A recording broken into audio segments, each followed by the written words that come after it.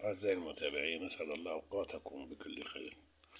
معكم أحمد عماد من قناة المسار الجديد.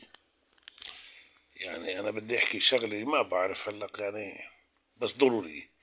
هدول جماعة اللي مثل حكايتي مرضى القلب، اللي بده يركب شبكات وصمامات ومش عارف إيش ومزاجات وكذا.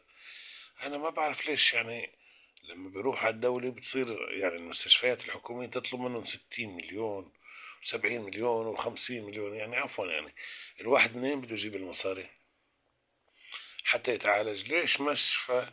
هاي المشافي ما بتكون مجانا، مجانا بالمعنى المجاني، يعني مو مجانا انه والله احنا شلنا عنك اهلك 300 مليون وخلينا لك 50 60 مليون تدفعون. انت منين بده يجيبهم؟ من راتبه تبع الحكومة مثلا يعني؟ او لازم الواحد مضطر يبيع بيته عشان يتعالج؟ واذا تعالج ما في ضمان انه يعيش او يموت؟ انا ما بعرف يعني هاي ليش وزارة الصحة بالتحديد ما تتخذ فيها اجراء؟ خلاص مستشفى حكومي، علاج مجانا.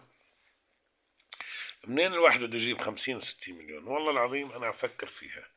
عدم مؤاخذة، انا هلق مريض قلب، كنت عامل عملية قبل هيك من 8 سنين، اوكي، او الحين عم بصير عندي نوبات احتشاء ومش عارف ايش.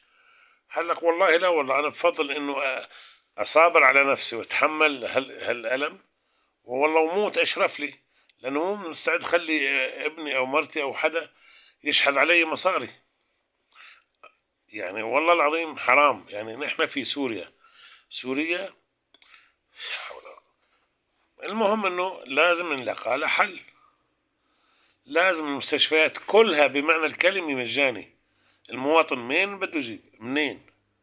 والسلام ختام.